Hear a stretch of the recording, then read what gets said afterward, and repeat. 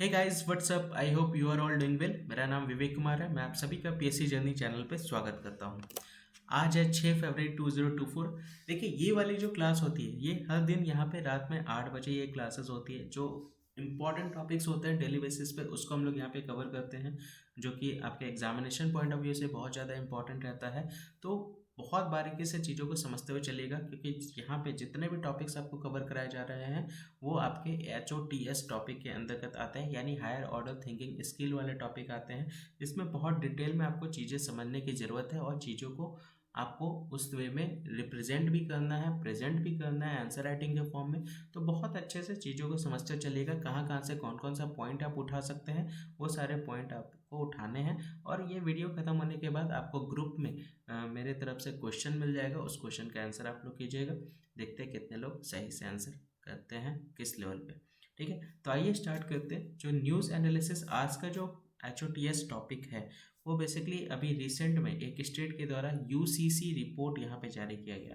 देखिए, ये answer writing जो है वो पॉलिटी के हिसाब से बहुत ज़्यादा इंपॉर्टेंट है, तो इसको थोड़ा सा अच्छे से समझिएगा। तो उत्तराखंड के द्वारा यहाँ पे UCC ड्राफ्ट रिपोर्ट यहाँ पे जारी किया गया। UCC क्या है? यूनिफॉर्म सिविल कोड की बात कही जा रही है। यूनिफॉर्म सिविल कोड यहाँ पे अप्रूव किया गया है। और ये अप्रूव किसके द्वारा किया गया? ये अप्रूव किया गया है बेसिकली जो यहाँ के जो लोकसभा है, सॉरी, यहाँ की जो कैबिनेट है, कैबिनेट के द्वारा इसको बेसिकली अप्रूव किया गया है। और इसको असेंबली में रखा जाएगा 6 फरवरी को, यानी आज के दिन इसको बिल को यहाँ पे रखा जाएगा इसको पारित करने के लिए। ठीक है, तो ये बेसिकली जो रूलिंग पार्टी है, जो सरकार है जिसकी, उस उनके कैबिनेट के द्वारा इसको अप्रूव कर दिया गया। राज्य की विधानसभा में बेसिकली इसको प्रस्तुत किए जाने की संभावना है, वो भी कब? 6 फरवरी को। UCC मौजूदा समिति की मैं बात करूँ, ड्राफ्टिंग कमेटी की बात करूँ, ये किसके द्वारा नेतृत्व किया जा रहा है? तो नेतृत्व किया जा रहा है सर्वोच्च न्यायालय के सेवानिवृत्त न्यायाधीश रंजना प्रकाश देसाई ने किया है। तो रंजना प्रकाश देसाई के द्वारा यहाँ पे इसको नेतृत्व किया गया है। UCC जो है एक प्रपोज सेट है कॉमन लॉज का सभी नागरिकों के लिए, उत्तराखंड के, चाहे वो किसी भी रिलीजन से हो, कास्ट से हो, जेंडर से हो, सभी को, सभी के लिए रूल जो है वो एक समान है, कोई भी कानून से बढ़ के नहीं है। तो उत्तराखंड के सभी निवासियों, चाहे उनका धर्म, जाति, लिंग कुछ भी हो, सामान्य कानूनों का एक प्रस्तावित सेट है जो फॉलो करना पड़ेगा। उसी को लेकर के ये बेसिकली न्यूज़ है। चलिए, यहाँ से एक क्वेश्चन मैं आपसे पूछता हूँ, देखते हैं क्वेश्चन कितने लोग आंसर दे पाते हैं। सबसे पहला क्वेश्चन ये है कि UCC के बारे में हमारे संविधान में किस आर्टिकल में जिक्र है, वो मुझे बताइएगा। आर्टिकल बताइएगा। दूसरा मुझे बताइएगा, भारत का, देखिए दो दो क्वेश्चन लिख रहा हूँ, भारत का पहला राज्य जहाँ UCC लागू हुआ। अब यहाँ पे देखिए, आजाद भारत का पहला राज्य जहाँ UCC जारी हुआ। समझ में आया? दोनों क्वेश्चन क्या सेम है? पहले में क्या बोला गया? भारत का पहला राज्य जहाँ UCC लागू हुआ। और दूसरा क्वेश्चन में क्या कहा? आज़ाद भारत का पहला राज्य जहाँ UCC लागू हुआ। तो ये क्वेश्चंस को अटेम्प्ट कीजिएगा, मुझे आंसर कमेंट सेक्शन में चाहिए। जितने भी लोग कभी भी, देखिए बहुत सारे लोग क्या होते हैं ना, रिकॉर्डेड वीडियो देखते हैं 6 घंटे 8 घंटे बाद, तो वो सोचते हैं मैं आंसर लिखूँ कि नहीं लिखूँ। ऐसा नहीं, आप जब भी वीडियो देख रहे हैं आप उसका कमेंट कीजिए उस सारे क्वेश्चंस के आंसर का, फिर मैं उसी ऐप से फिर आपको रिप्लाई करूँगा। ठीक, तो ये ध्यान रख सकते हैं। तो जितने सारे क्वेश्चंस मेरी तरफ से दिए जा रहे हैं उसका आंसर कमेंट सेक्शन में आप लोग कीजिए। ठीक है, अब यहाँ पे आर्टिकल 162 की बात यहाँ पे की जाए, देख सकते हैं 162 यहाँ पे पिक्चर में आया है। तो 162 क्या कहता है? 162 कहता है, हमारे संविधान का ये बताता है कि किसी भी राज्य का जो एग्जीक्यूटिव पावर है उसके मैटर को हम एक्सटेंड कर सकते हैं लेजिस्लेचर ऑफ द स्टेट के पास, और उससे रिलेटेड कोई भी कानून हम बना सकते हैं। देख सकते हैं, किसी राज्य की कार्यकारी शक्ति उन मामलों तक विस्तृत है जिनके संबंध में राज्य के विधानमंडल को कानूनी निर्माण की सकती है। तो देख सकते हैं इनके रिलेटेड जो भी चीज़ें होंगी वो लॉज बनाने को लेकर के यहाँ पे विधानसभा जो है वो लॉज बनाएगी। देख सकते हैं विधानमंडल, यहाँ पे लॉज कौन बनाएगा, लेजिस्लेचर। क्लियर हो गया कि जो जिसकी सरकार रहती है, सरकार के अंदर में जो अ, अ, उस उनके जो रहते हैं साथ में, जैसे कैबिनेट जो होती है, मेन कैबिनेट के द्वारा ही सारा वर्किंग होता है। ठीक है, और उन्हीं के द्वारा ही सारे रूल्स एंड रेगुलेशंस जो होते हैं, लॉज होते हैं, वो वही सब बनाते हैं। ठीक है, तो प्रोविजन की बात करूं, entry 5 of concurrent list of 7 schedule की बात कही जा रही है। समवत सूची की प्रविष्ट 5 के प्रावधानों को ध्यान में रखते हुए समान नागरिक संहिता को क्रियान्वित तथा कार्यान्वित करने के लिए एक समिति के गठन को अधिकार क्षेत्र से बाहर के रूप में चुनौती नहीं दी जा सकती। तो यहाँ पे साफ कहा जा रहा है कि जो कॉन्स्टिट्यूशन, जो कमेटी है कॉन्स्टिट्यूशन की, वो क्या कर रही है, वो इंट्रोड्यूस कर रही है और इम्प्लीमेंट कर रही है यूनिफॉर्म सिविल कोड को, ताकि उसको कोई भी चैलेंज अल्ट्रा लेवल पर नहीं कर सके। एंट्री 5 जो कॉन्करेंट लिस्ट का है उसमें मैरिज, डाइवोर्स, इन्फेंट और माइनर एडॉप्शन, ये सारी इच्छाएं जो है वहाँ पे इसके बारे में बताया गया है।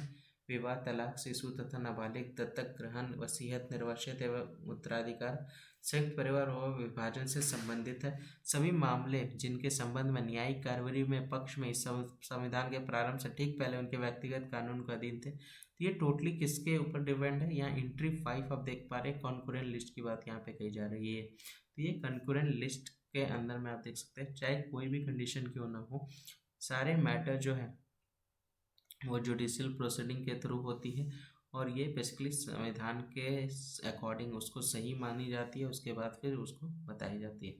ठीक है, तो उसी को लेकर के बोला जा रहा है। इसका मतलब ये है कि राज्य सरकार जो होगी उत्तराखंड की, वो सिर्फ यूसीसी ही इनेक्ट करे अपने टेरिटरी में।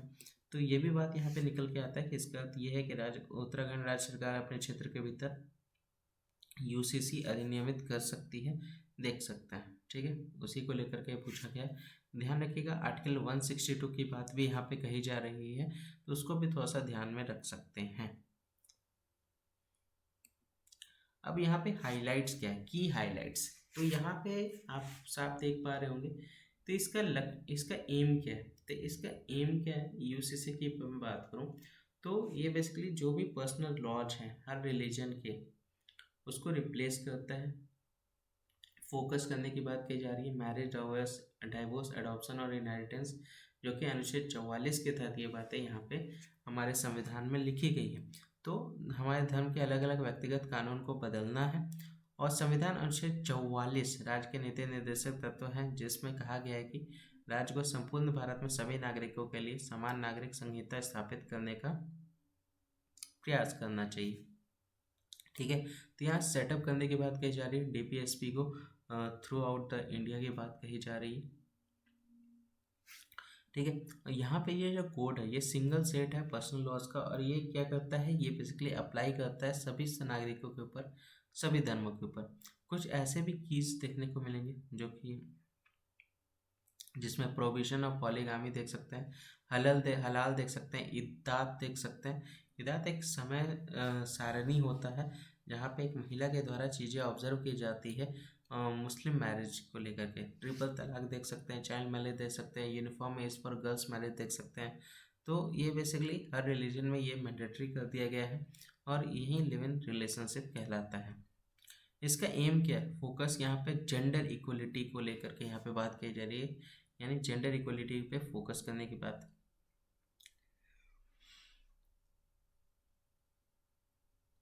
कही जा रही है। ठीक, तो ये बेसिकली उसी चीज़ को यहाँ पे टारगेट भी कर रहा है। ट्रिपल तलाक हो गया, चाइल्ड मैरिज हो गया, यूनिफॉर्म एज फॉर गर्ल्स हो गया, मैरिज अक्रॉस ऑल रिलीजन्स की जा रही है, mandatory registration of live in relationship कही जा रही है। तो ये सारे बेसिकली की हाईलाइट्स हैं। तो ड्राफ्ट जो है ये पूरी तरह से फोकस क्या करता है, जेंडर इक्वलिटी के ऊपर, जो कि मनुष्य के द्वारा की जाती है या महिलाओं के द्वारा की जाती है।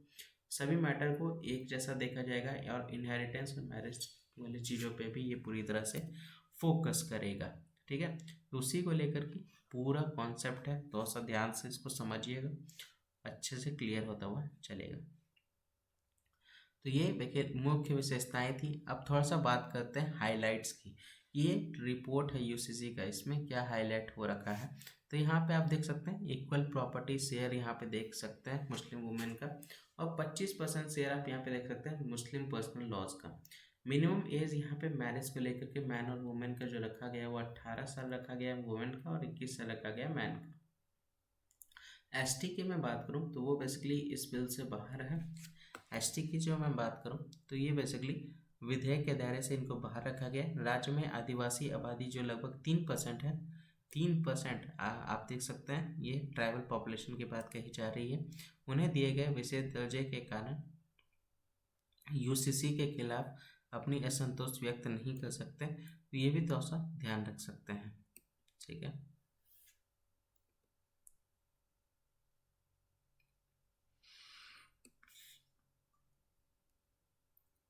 क्लियर, समझ में आ गया। तो ये एसटी को लेकर के इस विधेयक के दायरे से इसको बाहर रखा गया। राज्य में आदिवासी आबादी जो लगभग 3% है, उन्हें किए गए तीसरे दर्जे के कारण यूसीसी के खिलाफ अपना असंतोष व्यक्त कर रही थी। अब यहाँ पे कंसर्न क्या है, देखिए उत्तराखंड में जो यूसीसी ड्राफ्ट का जो रिपोर्ट जारी किया गया था उसका कंसर्न क्या है। तो ये बेसिकली पूरी तरह से मौलिक अधिकार के ऊपर डिपेंडेंट है। रिलीजियस फ्रीडम का यहाँ पे, पर्सनल लिबर्टी का यहाँ पे कोई भी गारंटेड हमारे संविधान के तहत नहीं दे रहा है। इस तरह के केस में यूसीसी का जो ड्राफ्ट है वो रिपोर्ट करता है या यूनिवर्सिटी को, और उनसे यूनिफॉर्म सिविल कोड को लेकर के बात करती हैं, ठीक है। तो यहाँ पे बेसिकली अगर मैं बात करूँ तो यूसीसी मसूदा रिपोर्ट भारत की विविधता तथा बहुलवाद के अनुरूप नहीं है एवं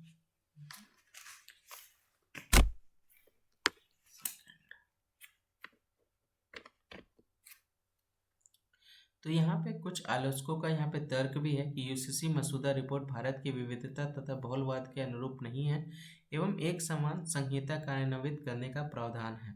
देख सकते हैं यहाँ पे आलोचकों के द्वारा ये बात भी कहा गया है कि ये यूसीसी ड्राफ्ट रिपोर्ट जो है वो एक समान नहीं है। एक तरह से सभी धर्मों को लेकर के, सभी कम्युनिटी को लेकर के असमानताएं चीज़ें इसके अंतर्गत देखने को मिल रही है। विभिन्न समुदाय रीति रिवाज और प्रथाओं के अनुरूप नहीं हो सकती है, ये साफ बोला गया है।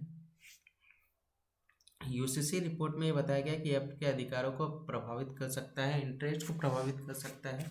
उत्तराखंड के एसटी के यहाँ पे बात की जाए, देखिए फोकस यहाँ पे जो वहाँ के जो ट्राइबल पीपुल हैं उनके ऊपर किया जा रहा है। तो एससी के अधिकारों और हितों पर यहाँ पे उनके असर पड़ सकता है। कुछ कार्यकर्ताओं का दावा है कि यूसीसी मसूदा रिपोर्ट एसटी के मुद्दों और आकांक्षाओं के पर्याप्त रूप से संबोधित नहीं करती तथा उनकी सांस्कृतिक पहचान एवं सहायता को नष्ट कर सकती है। तो यहाँ पे ये भी बोला जा रहा है, जो एक्टिविस्ट है उनके द्वारा बोला जा रहा है कि ये जो यूसीसी रिपोर्ट जारी किया गया है ये एसटी को एस्पायर करने के लिए नहीं किया जा रहा, उनके लाइफ में परिवर्तन लाने के लिए नहीं किया जा रहा। यहाँ पे जो उसकी कल्चरल आइडेंटिटी है ना, जो सांस्कृतिक पहचान और वो भी यहाँ पे नष्ट कर सकती हैं। तो उसी को लेकर के ये बेसिकली न्यूज़ है, तो इस ये भी थोड़ा सा ध्यान रख सकते हैं, ठीक है। इसके बाद अगर हम लोग बात करें कि यूनिफॉर्म सिविल कोड है क्या, देखिए इतना देर से हम लोग यूनिफॉर्म सिविल कोड के बारे में पढ़ रहे थे, क्या है ये यूनिफॉर्म सिविल कोड, आइए जानते हैं। तो सबसे पहले इसके बारे में अनुच्छेद 44 में जिक्र किया गया है, और ये अनुच्छेद 44 जो है वो किसका भाग है, ये है डीपीएसपी का, directive principles of state policy, ठीक है। उसी के ऊपर ये पूरी तरह से डिपेंडेंट है। और यहाँ पे जो राज्य है वो कैसे वर्क करता है, यहाँ पे यूनिफॉर्म सिविल कोड को स्थापित करने को लेकर के, ताकि सभी नागरिकों को इसके बारे में पता चले, पूरे विश्व, पूरे इंडिया भर में खास करके, और इसको वो लोग फॉलो करें। संविधान के जो फ्रेमर्स है वो इसको छोड़ दिए और गवर्नमेंट के डिसीजन को इम्प्लीमेंट किए यूसीसी के साथ। गोवा यहाँ पे पहला स्टेट भारत का देखने को मिलेगा जिसमें यूसीसी, देखिए सारे आंसर आपको मिल रहा है। पोर्तुगीज सिविल कोड के द्वारा इसको 1867 में इसको यूनिफॉर्म सिविल कोड को यहाँ पे जारी किया गया था, ठीक है। तो Goa is the only state, I hope सबको आंसर मिल गया होगा सब। गोवा यहाँ पे इकलौता स्टेट देख सकते हैं यूसीसी को लेकर के। सुप्रीम कोर्ट के द्वारा क्या कहा गया, मोहम्मद अहमद खान वर्सेस शाहबानो केस जो 1985 को हुआ था, इसमें बोला गया है कि ये एक वैसा मैटर है जो एक रिग्रेट करने वाला मैटर है कि 44 जो है वो एक तरह से डेड लेटर है। 44 जो है वो डेड लेटर है और इसको इम्प्लीमेंटेशन कहा गया है। इस डिमांड को बेसिकली डिफरेंट केसेस के साथ यहाँ पे कंपेयर किया गया। Sarla Mudgal versus union of India हो गया 1995 का, and John Vallamattam versus union of India 2010। तो ये सारे डिमांड जो है वो इससे कनेक्ट होते हैं। जो केसेस हैं वो बेसिकली कानून को बनाए रखने हैं, जिससे गोवा नागरिक संहिता के रूप में जाना जाता है। और पुर्तगाली शासन के स्वतंत्रता के बाद गोवा ने अपने समान पारिवारिक कानून को बनाए रखा। मोहम्मद अमन खान बनाम शाह बानो खान बानो बेगम मामला यहाँ देख सकते हैं। इस तरफ की मांग बाद के मामलों जैसे सरला मुद्रल बनाम भारत संघ 1995 और जॉन वलम्पटम बनाम भारत संघ 2003 में दोहराई गई थी। ठीक है, तो उसी को लेकर के अब आगे अगर हम बात करें तो हमारे लॉ कमीशन स्टैंड्स की अगर मैं बात करूँ, लॉ कमीशन स्टैंड्स की मैं बात करूँ, ठीक है, तो उसमें 21वीं लॉ कमीशन की बात करते हैं। तो वो बेसिकली सुप्रीम कोर्ट जज के द्वारा हेड किया जाता है। जस्टिस बलबीर सिंह चौहान जो है वो कंसल्टेशन पेपर को सबमिट करते हैं। रिफॉर्म देखने को मिलेगा, लाइफ में परिवर्तन देखने को मिलेगा, और इसी तरह से यूनिफॉर्म सिविल कोड का फॉर्मेशन जो है वो यहाँ पे ना ही नेसेसरी किया गया ना ही डिजरेबल किया गया। ये अंडरस्कोर बताया गया कि जो सेकुलरिज्म है वो एग्जिस्ट करना चाहिए, और एक तरह से प्लूरलिटी जो है कंट्री को लेकर के उसको यहाँ पे प्रिवेल किया गया। ठीक है, तो हालांकि इसने सिफारिश की मौजूदा व्यक्तिगत कानून पर्सनल लॉ के भीतर भेदभावपूर्ण प्रथाओं तथा रूढ़िवादिता में संशोधन किया जाना चाहिए। इसने रेखांकित किया कि धर्मनिरपेक्षता के देश में प्रचलित बहुलता के साथ साथ वे अस्तित्व में रहना भी चाहिए। ठीक है, अस्तित्व में रहना यानी सभी के लिए समान लॉज जो है वो ही होना चाहिए, यही बात यहाँ कही जा रही है। इसमें यह भी कहा गया कि 3 साल से ज़्यादा लैप्स नहीं होना चाहिए। ठीक है, एक तरह से कंसल्टेशन पेपर यहाँ पे इशू किए गए हैं 22 लॉ कमीशन के तहत, जिसको हेड यहाँ पे जस्टिस ऋतुराज अवस्थी के द्वारा किया जा रहा है, जहाँ पे ओपिनियंस मांगी जा रही है सभी स्टेक होल्डर से कि पब्लिक और रिलीजियस लेवल पे जो UCC का प्रभाव पड़ा है उसका क्या बेसिकली स्टेटस है, वो बात कही जा रही है। तो भारतीय विधि आयोग ने अधिसूचना जारी की कि UCC पर सार्वजनिक और धार्मिक संगठनों सहित विभिन्न हितधारकों से राय यहाँ पे मांगी गई है। ठीक है, उसी से रिलेटेड है। तो ये था पूरा डिटेल्ड में UCC ड्राफ्ट रिपोर्ट जो भी हम लोगों ने पढ़ा उत्तराखंड से रिलेटेड। कैसा लगा आपका ये क्लास, कैसा लगा ये टॉपिक्स? ये टॉपिक बहुत इंपॉर्टेंट टॉपिक है। कमेंट सेक्शन में मुझे आप सभी लोग आंसर सेंड करेंगे। ठीक है, देखते देखिए कभी भी वीडियो आप देख रहे हो, जरूरी नहीं कि अभी वीडियो आप देख रहे हो, कभी भी आप रिकॉर्डेड लेक्चर देख रहे हो उस समय जरूर आप मुझे कमेंट्स में आंसर करें, चाहे जो भी। ठीक है, और इसको ज़्यादा से ज़्यादा शेयर करें ताकि बाकी लोग भी ज्वाइन हो सके, और इसके सब्सक्राइबर को जल्दी से क्रॉस कराइए 500। देखते हैं कितना जल्दी क्रॉस होता है 500। जल्दी से इसको इतना शेयर कीजिए ताकि बाकी लोग ज्वाइन हो सके और वो भी करंट अफेयर का हिस्सा बन सकें।